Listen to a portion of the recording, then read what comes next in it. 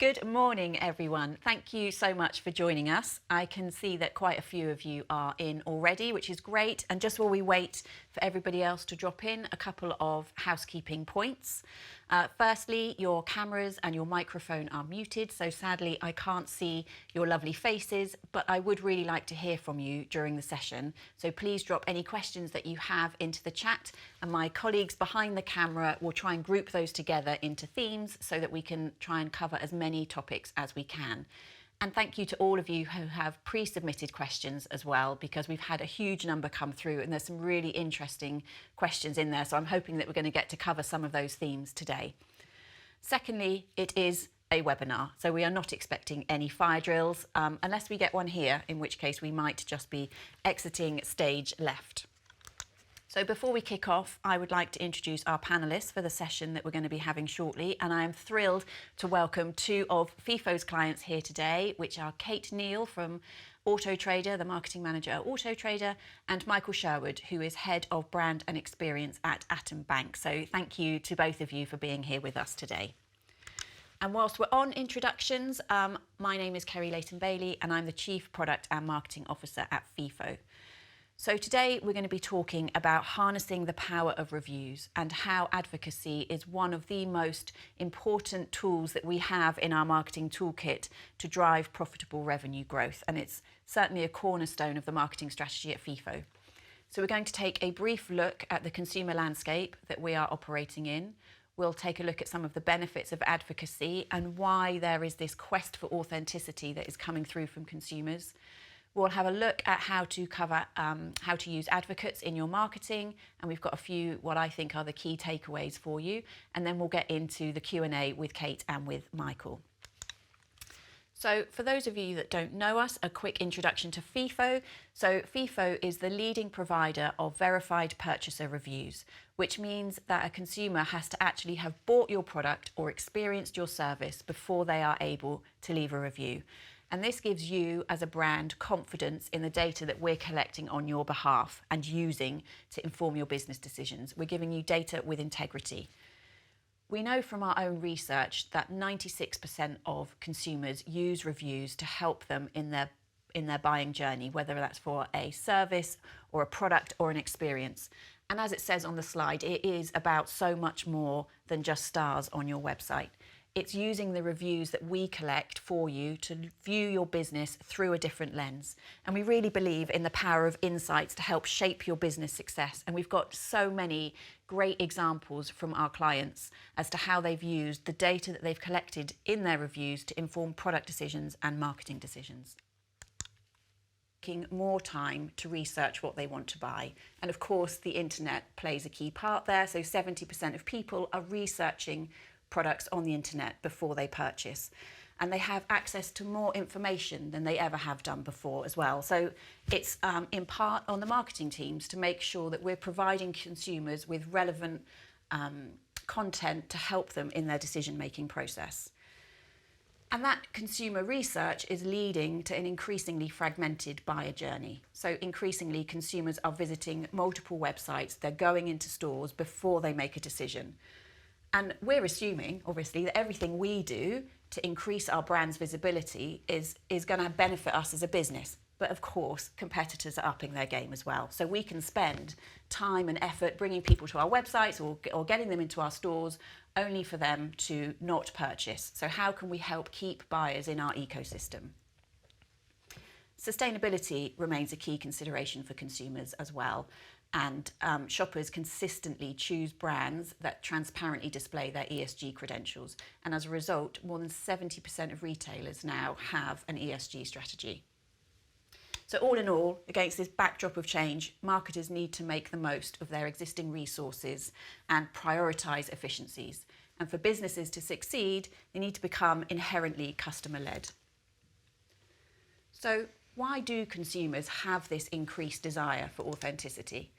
Well, the first one is quite an astonishing statistic from Forbes, which says on an average day, consumers are presented with between 4,000 and 10,000 ads, which is just a phenomenal amount of information that they are seeing. But we're also operating in an environment where we've got the rise of tools such as ChatGPT and Midjourney, which are great in some respects, but can also cause anxiety and doubt amongst consumers in terms of what they can trust.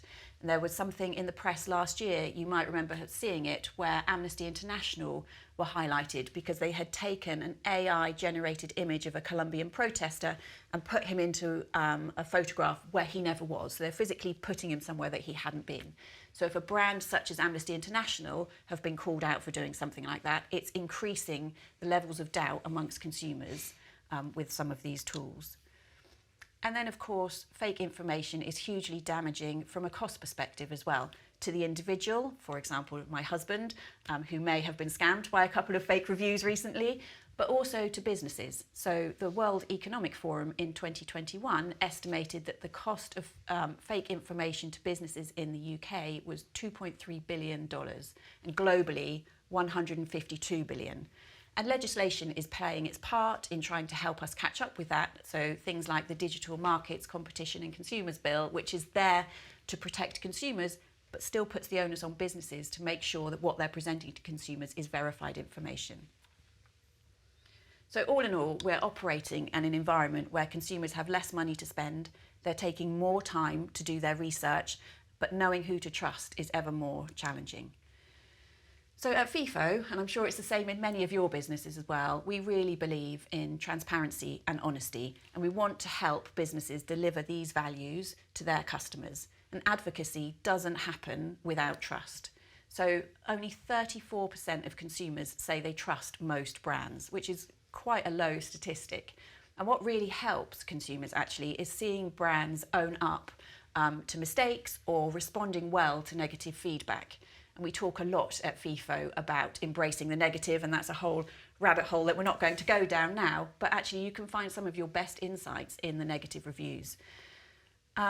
Once you've won that trust, however, 62% of consumers say that they will stay loyal. So building trust with your audience not only leads to consumer confidence, but to higher growth, employee engagement, and ultimately to advocacy. But trust is hard won and easily lost. Reviews aren't just about gaining stars on your website. They are the start of harnessing the power of your customers and the power of feedback towards advocacy. They are a really vital part of your learning process, and they're giving you feedback at every touch point of a customer journey, which can help highlight areas that is ultimately going to create improvements and boost profits. Reviews are advocacy in action.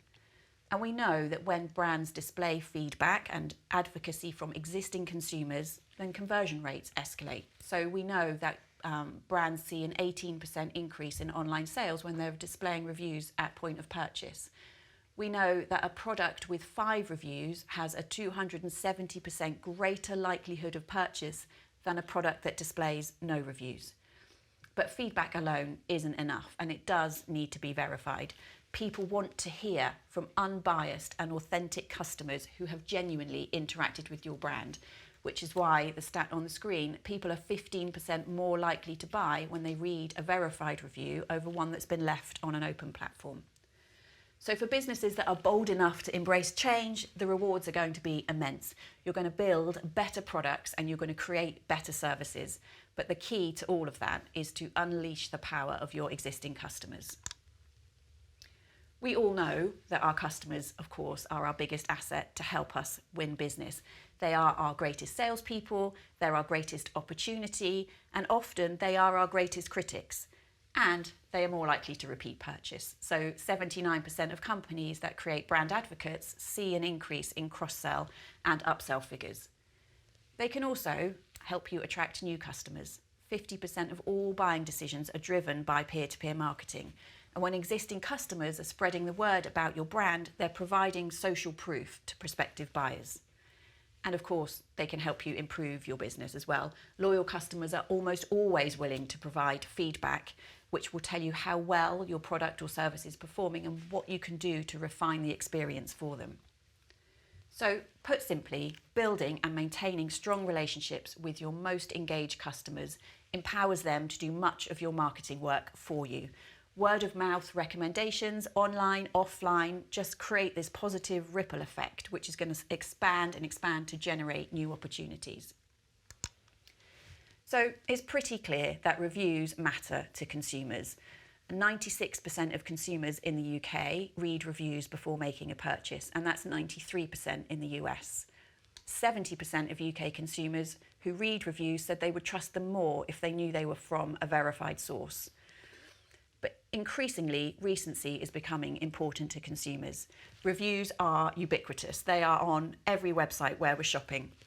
And whilst the verified nature of a FIFO review makes it inherently more valuable, there is still a huge amount of information out there for consumers to go through.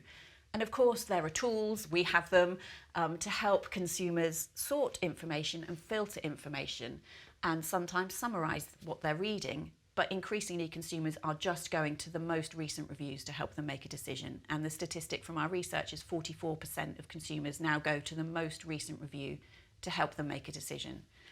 And then the final statistic there, more than 3/4 of consumers said they would leave more reviews if they knew it helped someone. And that's where we can really start to lean into advocacy. It's a major motivator for people to leave reviews. Of course, social proof plays a really important factor in helping purchasing decisions. 43% of consumers are more likely to buy a new product when they've learned about it from friends or family on social media. And we know that your current customers have the power to become your closest ally in this battle to win new business. They've bought your product, they've experienced your brand, and they're more likely to buy again. And when given the opportunity, they are more likely to want to share their experience with others. Now, I know a large proportion of our audience today have a marketing background, so I don't intend to dwell on this slide, but to slightly labour the point, consumer advocacy is one of the most cost-effective and efficient tools that we have as marketers in our toolkit. Your advocates are micro-influencers. They are providing you with a stream of fresh and relevant content, which is going to increase your brand reputation and positively impact on the perception of your brand. And once you know who your brand advocates are, and hopefully I've got two of FIFO sitting here with me today, building and nurturing those relationships is invaluable. So in terms of some takeaways, I think the first one is that it's really easy to fall into the trap that when you think about collecting feedback, it's about stars and it's about score ratings between brands. And of course, that is part of what it is, but it isn't enough in our changing consumer landscape. We know that consumers are taking time to do deeper research and they want to find brands that align with their own personal beliefs. And I think I've got a couple of really interesting statistics actually. So if we look across all of the reviews that we've collected, consumers are actually talking about price 10% less in the last 12 months than they did in the 12 months prior to that. But consumer feedback that speaks about a brand's sustainability has skyrocketed by 50% in the last 12 months and 110% across the last 10 years. So you can really see how that growth of sustainability is just front and centre in consumers' minds now.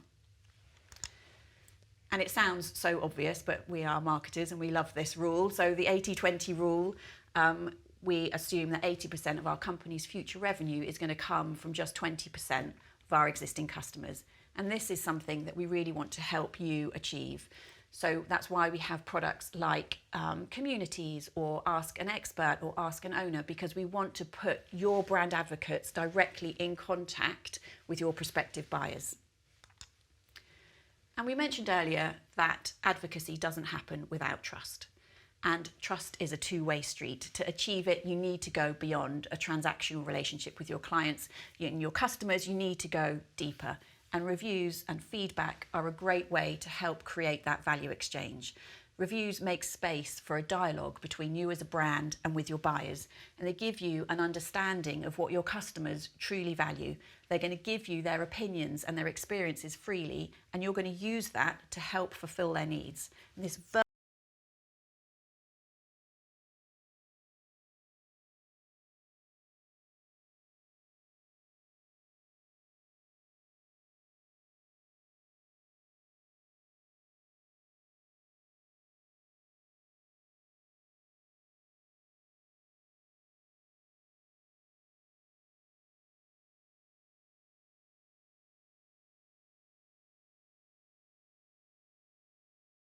and we're going to get on to the part which is really why all of you have signed up to be here today, which is the Q&A with Kate and with Michael.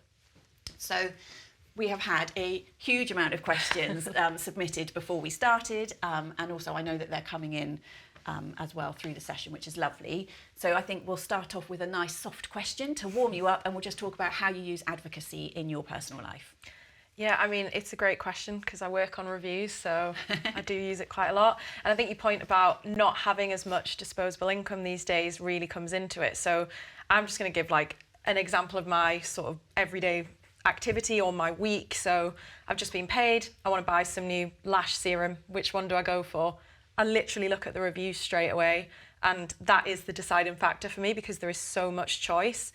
I've saved up for a holiday. Where do I want to go? Right, well, I'm going to look at the destinations, the hotels, the restaurants, look straight through the reviews. And that is literally how I'll make my decision. Fitness class, I want to try something new. But again, so much choice. I will read the reviews. And I mean, I could go on forever really with that. Like I'm going for brunch on Saturday with the girls. Where do I want to go? It's kind of that same pattern all the time. And my life revolves around it. And I think it's true across so many industries as well.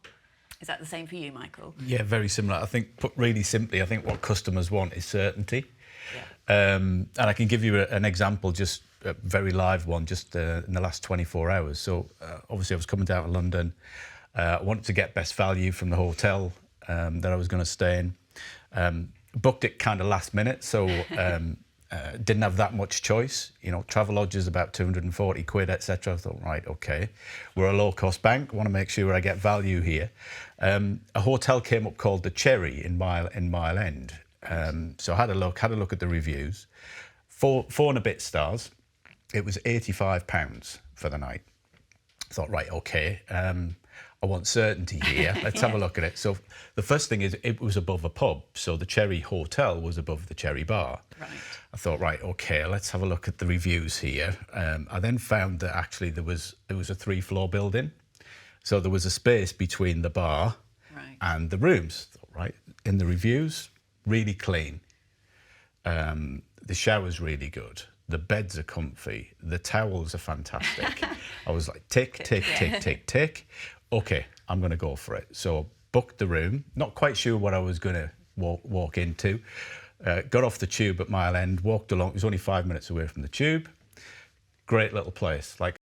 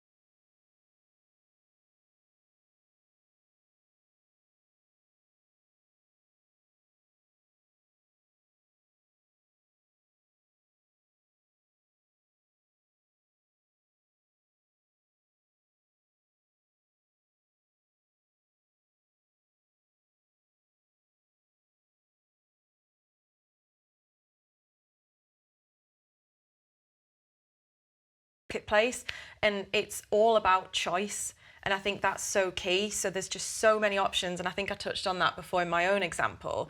And we really value being that sort of trusted platform that surfaces, the best. And, the car buying industry is an interesting one because I think there's this historic nature of haggling at the forecourt. And we're trying to remove that because we believe in trust in the seller, trust in the vehicle, and trust in the price. And we try to sort of build our products around these pillars. And I think that's why we put so much emphasis on reviews. And we encourage our retailers to build their brand and reputation through their reviews. And then moving on to kind of the car buying journey, it is moving more digital. 70% in recent research that we conducted said that they found the idea of buying a car online appealing. So we know where things are going. And as Auto Trader, we still want to offer that choice. It's all about omni-channel. But I think what's really crucial is that a lot of the research is going to be done online, and naturally you're going to look at the reviews of a retailer. So whether that be you've nailed it down to that one vehicle and you're like, right, I'm going to check that this retailer's good, or whether you've got sort of a choice, you've got two options. You know, you could be saying, this could be the pivotal moment. Who do I go with? Actually, their reviews are better. So I just think it's a really good industry to use as an example of why reviews are important. And there was just one more thing I wanted to mention, actually, that recent research said that actually very few, only 6% of people are often dealer first.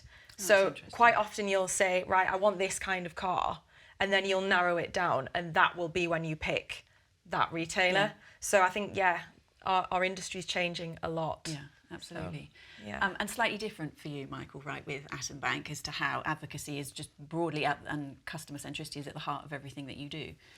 Yeah, I think the place to start is to talk about why Atom exists in the first place. So for those of you who don't know Atom, we were the first app-only bank in the UK. We went live to the public in 2016, and we were founded on a couple of really basic, simple principles. The first was we wanted to change banking for good, for everyone, for the better, right? And then we've got, I guess, 4 key tenets which sum up our overall approach to the customer experience. So we want to make banking easier. So we want to make it simple, straightforward, and effortless. We want to make it better value for money, because we think in the main, banking customers have been getting a raw deal. And then the third pillar is we want to make sure that whenever you do business with us, we treat you well, we give you really good service, and it's quick. Yep. So they were the founding principles. And then what we've been doing over the course of the last 7 or 8 years is kind of implementing those principles into our organisation. And I guess as an output, you then create trust. That leads to loyalty, leads to advocacy, and people tell other people. And as you've mentioned, if you've got a great brand and you've got great products and services, and you're delivering to those promises, then people will tell other people. Yeah. Yeah. And in a nutshell, that's the way that Atom operates. The thing that underpins that is we've got what we call the digital banking machine, which is as automated as possible, as low cost as possible, so that we can get better, faster, and provide better value for money for customers. Yeah. So my job is to, I guess, measure the truths. Yeah. If you think about it in that way. And it's my job to find the truth. So we've got an overall Voice of the Customer programme that looks at all the different areas and touch points that a customer may come in contact with the organisation. So for example, we measure every single contact that comes into the contact centres. We measure complaints. We're an app-only bank, so we measure what's going on in the App Store. We look at verbatim comments that are coming through our own NPS post-purchase surveys, and obviously we've got reviews and ratings. Now, reviews and ratings, I guess, are the output of us delivering those promises.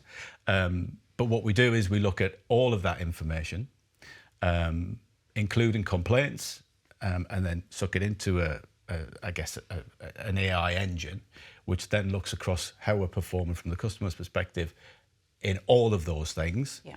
And then it services the things that are going really well, and the things that perhaps we might want to improve. Yeah. And then we take that information, and then that feeds into the change programme. And the whole thing operates on a virtuous circle. Lovely, thank you.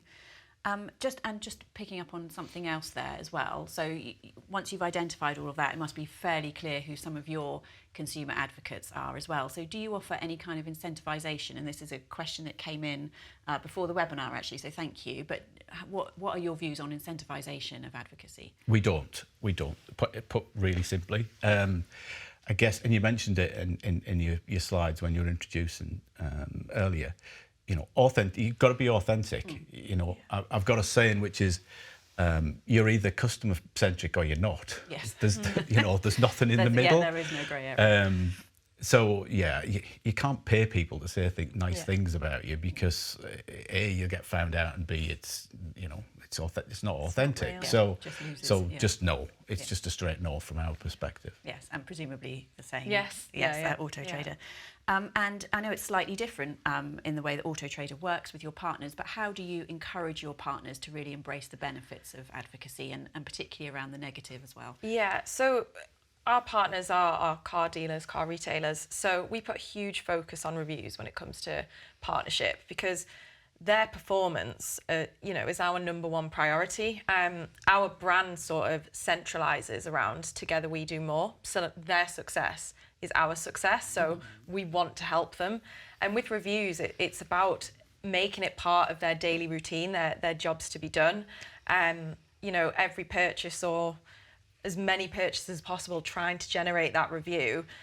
We also keep reviews really fresh, because I think you've touched on it actually in your slides. We think recency is so important, and I know that a lot of this you can relate to as a consumer yourself. I often find myself just wanting to see the most recent reviews, because it doesn't really matter what a business was 3 years ago, does it? So it changes so quickly. Recency is just so important, and we use like a multi-channel approach as well when it comes to educating on that. So recency, negative reviews that we talked about. Again, another personal example, I will often find myself filtering for the 1-star reviews purely to see how the company's dealt with something.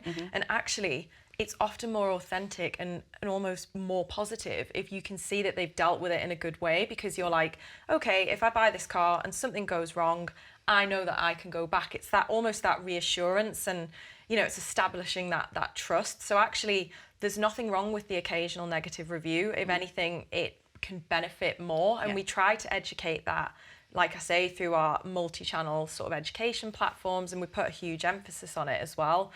I think that was all I had to say on that. I've just got a few other stats, but yeah, we've got tons of sort of information available on, and I think we work really well in partnership with you guys on that as well when it comes to reviews in general and best practice. Yeah. Lovely, thank you. Unfortunately, the questions are going to get tougher now, because we've had some really great ones in. So let's have a bit of a chat about how we think advocacy is likely to evolve in 2024 and beyond. Thank you to whoever submitted that tough question. Michael, where would you like to start with that? Again, you mentioned it in your slides, Kerry. I think customers are getting more wary. They want more certainty. They want to be treated well. They won't be ripped off. And I just think that's going to continue over time. I think customers are more savvy than they've ever been. I think competition is broader and better than it's ever been. And you've got, I'm going to plug Atom shamelessly here. You've got people like Atom that are digitally native, are offering much better value than the incumbent banks. So, for example, our instant access saver is we're offering double the amount of interest. You can sign up with us. And is there a... No, I'm joking. I'm going to use us as an example, right? But there's obviously you could take this as it's a principle. It's a principle. But you can back to the effortless experience. You can download the app. You can sign up with us in less than 10 minutes, all on your phone, and you can fund your account. So just look at Atom as an example. You're going to have more technology coming into play. You're going to have new incumbents, people taking on the incumbents. You're going to have new startups, etc. So I think the future's rosy. Yes. But I guess those that perhaps have relied on inertia in the past, or have maybe taken their customers for granted, are going to have to change their ways. Yeah, I think there's something interesting as well, and we talked about this before we started the session actually, around AI, and obviously some of the examples I've presented are fairly negative and to be cautious of AI, but of course there's a huge benefit, and if we can change the lens and the way that AI is used, consumers are going to feel much more positively about that as well, right? Yeah, absolutely. I talked briefly about how we use AI because, like you say, it's got quite negative connotations, etc. But we use it in a really positive way.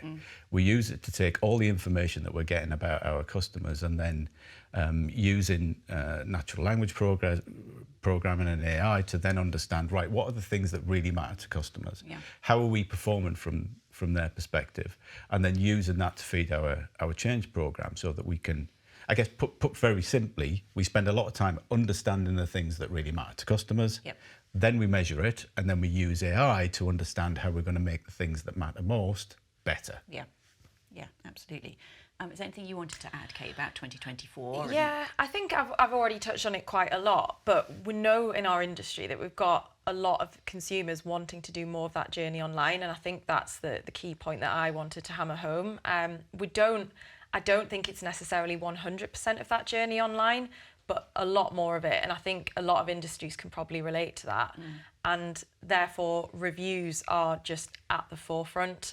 You're no longer kind of wandering into a forecourt. You've got so much available in front of you, and they're pivotal in that decision making process. I think that was it really from my side. Lovely, thank you. We have got so many questions coming through, which is fantastic. So what have speakers found to be an effective strategy to make customer advocacy ingrained within the organisation? How to engage teams outside of marketing? I think that's probably a really easy one for you, Michael, because it's definitely already ingrained outside of marketing in your business. It is, but again, communicating how you're performing is absolutely key. So we do a number of things. So we've got kind of monthly updates where I talk to the business about how we're performing from the customer's point of view and share an anecdotal feedback, bringing reviews to life, talking about how we're performing. We call it customer goodwill. So without going into too much detail, everything I talked about earlier in terms of all the key inputs, if you like, and touch points, we've kind of all of those things have got slightly different ways of being measured. So, for example, you've got FIFO, which is score out of 5. We've got NPS, which is 0 to 100. You've got complaints, which are X complaints per however many customers, etc. All these different measures. And one of the things we wanted to do was to try and translate that into something that was really easy to understand. Yes. So I got together with our boffins and said, right, okay, how can we simplify all these measures? We're measuring them, but we want to be able to articulate in a really simple way. And they came back and said, right, we're going to normalise the scores for each of the measures out of 100. And we then talked about, right, okay, so how might we communicate that overall score out of 100 to anybody? And we came up with the phrase customer goodwill. So we have something, so we've got Net Easy Score for the app, we've got NPS, we've got App Store ratings, we've got Trustpilot, we've got FIFO, etc., etc. That then all pyramids up into one score, which we call the Customer Goodwill Score. It's really easy to understand. It looks at the customer experience at enterprise level across everything, but then kind of, pyramids it up to make it really easy and simple and straightforward for people to understand. Lovely, thank you. I'm scrolling on my screen, I'm sorry, because there are so many questions coming in and they're all fantastic. So I want to try and make sure that we get a good spread of them. There's lots of questions coming in about making sure that we keep positive review momentum, have reviews coming in regularly, and you've touched on that a little bit. What strategies do you encourage your partners to do to deal with that? Yeah, so we actually run a sort of an annual award. We call it Highly Rated. I think it's quite similar to, for example, on Airbnb, you can get sort of awards for various things. It's similar to that, and that's all around recency because we obviously run it once a year, and that's around generating constant positive reviews, but we actually do take into account the occasional negative, so being 4-star and above, replying to them and having a certain amount.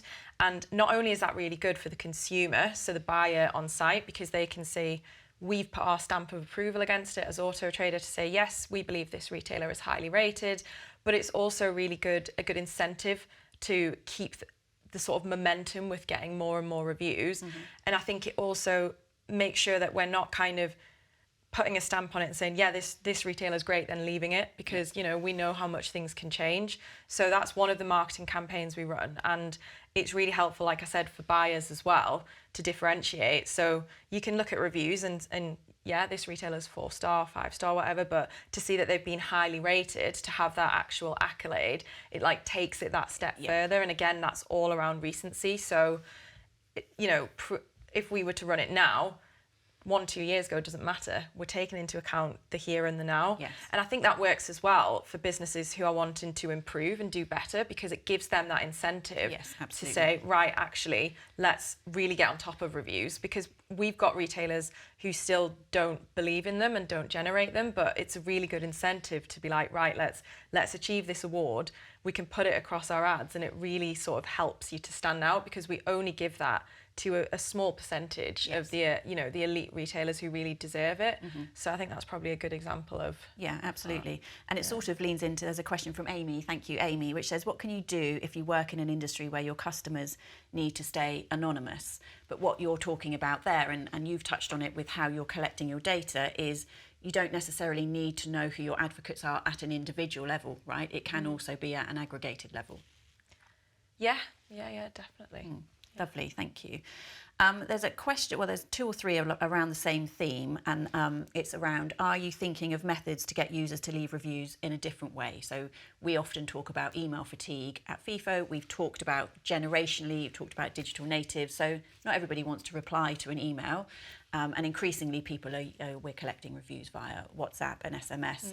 But actually it's about being wherever our consumers are, right, to gain reviews. If they're shopping through social, that's probably their preferred channel to leave feedback as well. And that sort of speaks to what you were talking about collecting the voice of the customer from multiple locations. Yeah, holistically. Not so much reviews. So we send reviews out via email, etc., when customers have completed a purchase with us, etc. But we've got lots of other ways that we collect insight, I guess, and some of them I've mentioned. But we've also got feedback in the app.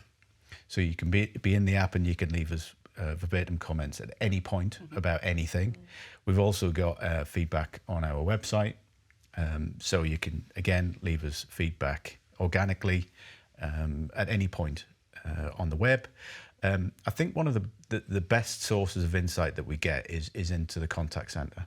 Okay. And understanding the reasons when, obviously we're an automated digital bank, the vast majority of transactions go through seamlessly, digitally. But I mentioned the 4 tenets, if you like, the 4 truths that we're looking to deliver. One of them is service. So even though we're a digital bank, we don't hide our phone number. If you want to ring us, you can get through. We're open 7 days a week. We don't have an IVR, so you're not waiting in a queue, and our service levels are fantastic. When you get through to a human. You can chat to us in the app if you want, and we get lots of data from that. But I think the best data that we get is from our customers directly that call into our great call centre. And then we take that information and say, right, okay, what drove the call? Why did the call? Is there anything that we can then do to make sure that the customer doesn't need to ring? And then all of that then feeds in to our change program, and we call that failure demand. Because we're a digital bank, we look at calls that we get through, not in a negative way, as failure of the system. No. And then I guess it's everybody's job, top to bottom across the organisation, to say, right, okay, how do we then go and take that failure demand out of the system so that the customer has a better overall experience? Yeah, that's lovely. Incidentally, Chloe has just booked the Cherry Hotel. Ah, right. She showed the experience, so there's advocacy in action right there, which is wonderful. And then we've got time just for a couple more questions. So I'm just going to scroll and make sure we go off onto a topic that we haven't looked at, although this is being asked a lot, so I'm sorry to sort of ask the same question in a different way. But do you have any further advice, and thank you, Alice, do you have any further advice around how to get internal teams to be brand advocates for your brand? So do you have any kind of culture programs, I suppose, that you run? Is it part of your employee onboarding? How do people in your organisation get into that mindset? Yeah, I could talk about this all day, because you've got about 2.5 minutes. It really is about the system. So the people that we recruit have a kind of mindset. If they don't have that mindset where they're good folk and they want to do the right thing and they want to help customers, they don't get in the door. So that's the whole kind of recruitment piece. Then when they get in the door, we've got people that want to go and challenge the status quo. The vast majority of people that have joined us are because They worked in other banks where they weren't customer focused and they weren't perhaps doing everything they could to deliver value for customers. So they come to Atom. So that's a short summary of the kind of, we've got 520 folk in the bank now, and the vast majority of them have that kind of mindset. Now, if you then give them the truths and you give them the insight in order to deliver those truths, then those people are going to go and deliver the kind of brand that we've got now for Atom. Yeah. We're now, another plug, sorry, but we are the second highest rated bank on Trustpilot. We've got a FIFO score of 4.8. We're gold standard. Our App Store ratings are all 5-star. Now, that's because of that culture. Yes. And that's because of a mindset, and that's because, everybody wants to do more, better, faster from the customer's perspective. Yeah, absolutely. Thank you. There was a question that came in from Anna Harris, thank you, and it was around how does this translate into B2B?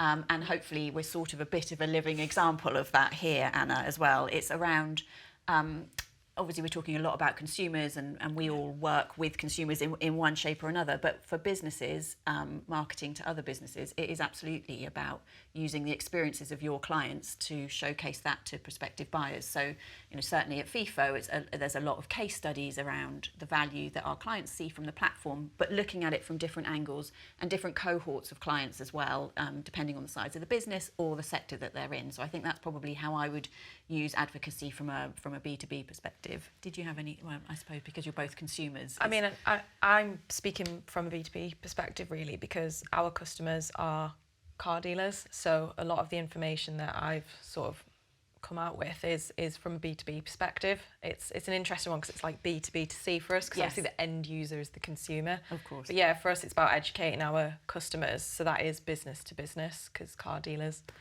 are B2B. Yeah, absolutely. Yeah, just a final thing. So obviously we're only 8 years old, so we're a new challenger brand, and the end point, if you like, of everything that I've talked about is the customer's perspective and the customer review, and it's obviously really, really important when you're going through the purchase experience. What I call is, you've got folk that are maybe thinking, right, okay, I've never really heard about Atom.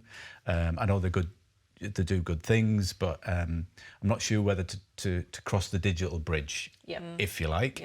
And that's where we put, the reviews on the websites. We've also got the reviews in app. FIFO, for example, we use very specifically for our product reviews. So we're a savings and a lending bank. We don't have a current account.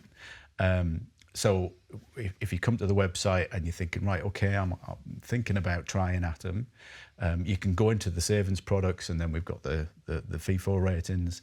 Then if you want to get a view of the overall brand, you'll go to Trustpilot, and Trustpilot's next to them. So we use both FIFO and Trustpilot together, again around authenticity. Customers can see that we use both of the biggest and review advocacy sites. is happening there anyway, whether you look at it or not, as a brand, isn't it? So it's important to address it. Exactly. So that's how we use it. Okay, lovely, thank you. I'm really conscious of time, and we're at 45 minutes, so I'm just going to pick up on one last question, which is around how social media can enhance advocacy and the difference in approach, I suppose, to platforms between Meta and LinkedIn. Michael, do you want to kick us off with that one? Yeah, I think the question is, do you have different approaches? Yes, we do. You've got slightly different audiences on LinkedIn to what you've got, of course, when it comes to Facebook or Insta, for example.